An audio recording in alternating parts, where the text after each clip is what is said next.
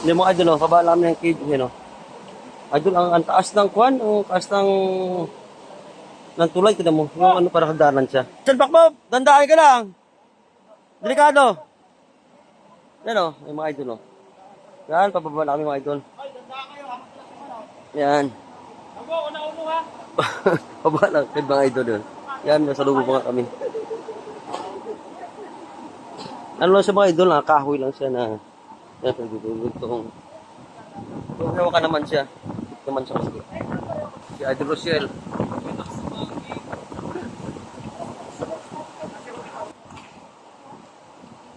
Si Idol Sandero. Magandang hapon, ma'am. Maganda pa po kayo sa hapon. Ay, salamat. Kung ba mukhang cover? Ay, mga idol, oh. Ay, napakasarap paligid yung mga idol, oh. Yan, grabing challenge sa'yo mga idol, oh. Palingang tubig mga idol, oh.